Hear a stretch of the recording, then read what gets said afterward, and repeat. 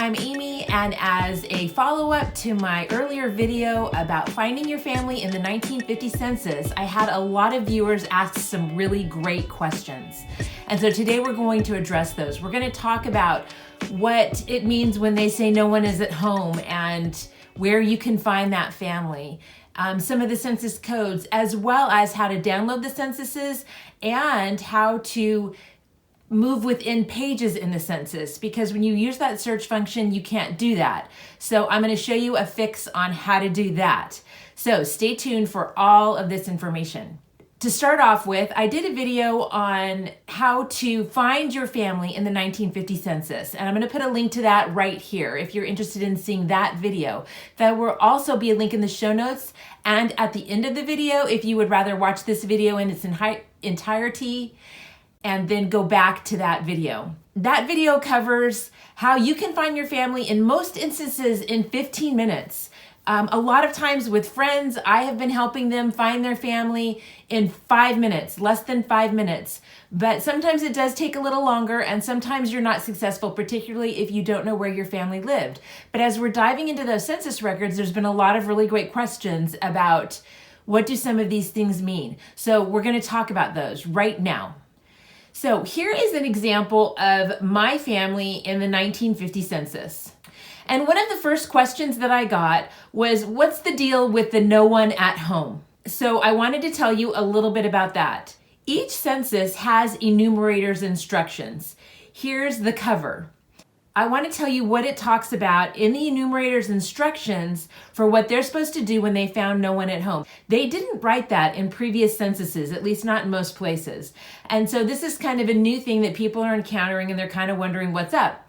So the census enumerators were given the instruction that on their first visit, what they were supposed to do when no one was at home. And they were to write that in that column, no one is at home, see sheet, line. And so that gives you the reference as to where you can then find the information on that household. But to go back to the instructions, what they said was on your first call, you should find out from the neighbors whether the unit is occupied, and if so, when is a good time to find someone home. If the person was going to be home during the census enumeration period, then the enumerators were instructed to go back and get the information on that individual.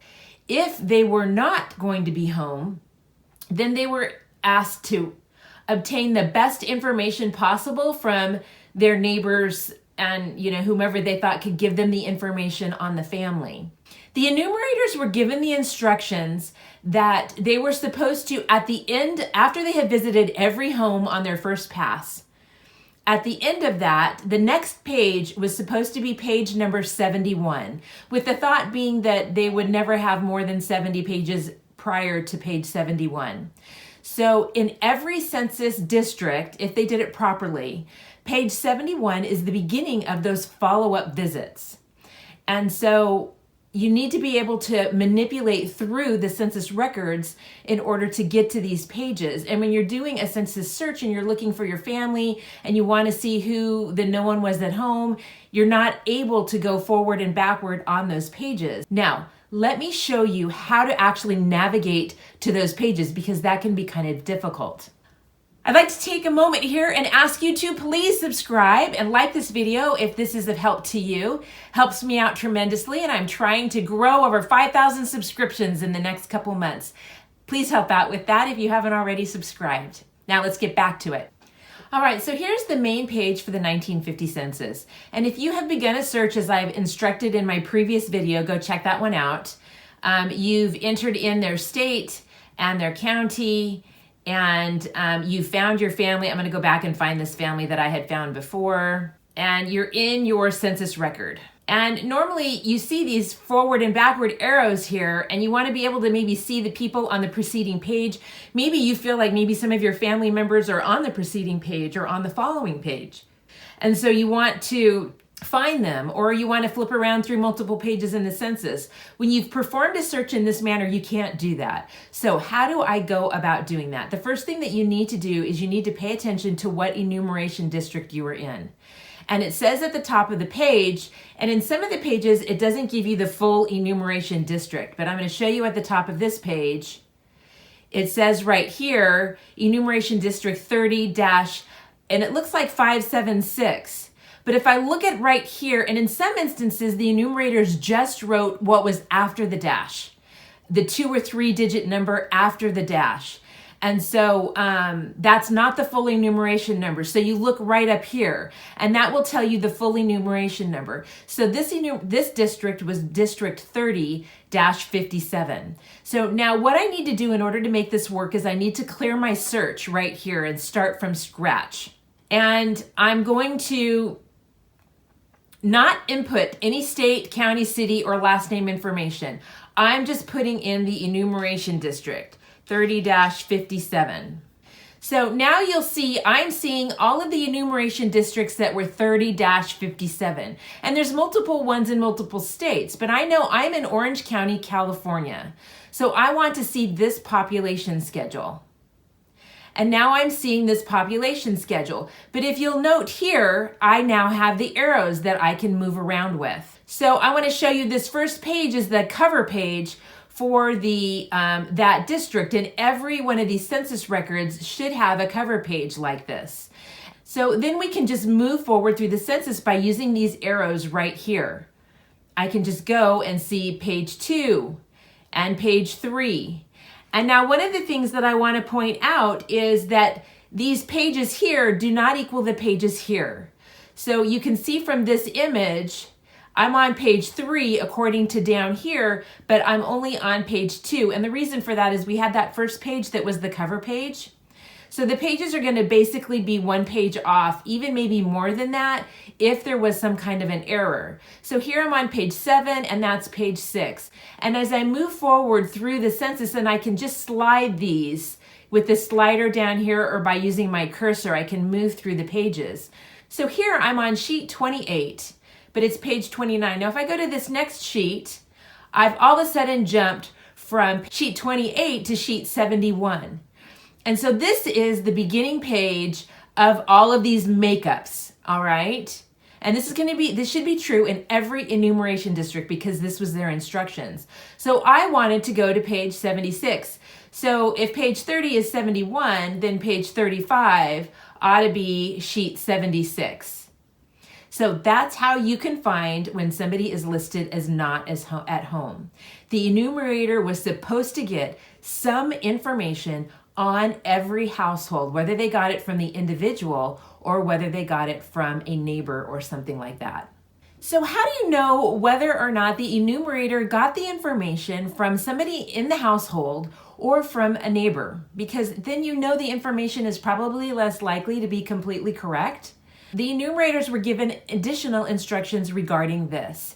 They were instructed to make a note in the footnotes of the census page that they had obtained the information from a different source. They were told to write specifically, households enumerated on lines blank to blank were away during census period, information given by a neighbor or whatever. So you should see that at the bottom of the page. Here's an example of that note on an actual census page. I'm going to put a link in the show notes to the enumerator's instructions. You can also go to the enumerator instructions when you go to the first page of the census on this resources page if you want to read the instructions for yourself. And the link for this as well is in the bottom show notes. There's links for everything in the bottom, down below in the show notes or the description. I had to throw in this little ad that I found as I was going through census materials. It's okay, boys, you can tell him everything. He's the census man. And you see these guys with their guns like the Hatfields and McCoys. But isn't it so funny to look at this ad compared to the way the census was perceived that we did just recently? It's kind of a different world. Anyway, so let's get back to things. So let's talk about a couple of the other things that you can find in the census. There were a couple of things that were different this year as opposed to in 1940. And they've kind of made a couple of people ask about some of these different codes and different ways that they listed things. So I wanted to highlight those for you. First off, we have the street right here like we have in the past with the street number right over here. And then the serial number of the dwelling unit, they're calling it a serial number, but really what it really is just ordering the household. Household 1 is the first one they visited, and so on. And then they ask questions like, is it on a farm, and things like that. All of that information is at the top of the census list. You can read the information that they have there, but I wanted to point out a few things that were really different. The first thing is the race questions. The options for race were a little bit different. The other thing that is a little bit different is if it was a child that was less than a year old, they were just writing the month of birth in the age column right here. And that has confused a few people. And then also the marriages were a little bit different. In past, we've seen single listed, and that is not a choice this time. They're more specific. So they're asking if somebody was married, which is MAR, widowed, WID, divorced, D, separated, SEP, and then never married. So single is now split into separated, divorced, and then never married. And so never married is NEV, and a lot of people have seen that, and sometimes it's kind of difficult to read, and they weren't sure what that was, and that's what this is right here. And here, those codes that they were using are explained up at the top, but let me go over those again. We had that they were working, WK. We had, if it was H, they were a housewife keeping the home. If it was U, they were unable to work. If it was something else, it was OT. And the question was, what was this person doing during most of the last week? So like children, if they were in school, you'll see OT. And that's been kind of confusing for some people. Then there's some questions about if they were a housewife, if they had done some work outside of the home in the last week as well. And so there was just a lot more questions about work, and they're pretty self-explanatory up here. But I want to note two other work-related sections, and that is this last code right down here. And I think these are really interesting. Here we have P for private employer, O is for own business, and G is they were working for the government. And then if you see NP, they were working in a family business without pay. All right, so the last thing that I wanted to cover, I think a lot of people have figured this out, but just in case you haven't, I want to show you how you can download this record. These three dots right here give you the options to download the image. And this works whether you're in your search function. This is, in this instance, I have searched for the family, and so I only have access to this one page, or it works on the other way too, and I'll show you that in just a second. As well as these image tools, you can adjust the brightness and the contrast, as well as invert the colors. So you have the text in white and the background in black. So again, here I have all of the records showing, and I want to point out you're seeing them all down here on the bottom as well, but there's a couple of other features. So I can still print, I can download this page. I still have these other functions that I can use here, but right up here, I can either see this single or in gallery, and this kind of lets me kind of see all of these here. And then I can also move these thumbnails from the bottom to the right as well.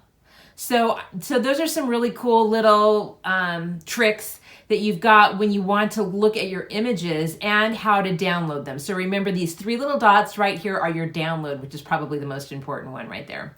So anyway, hope this video has been of help to you.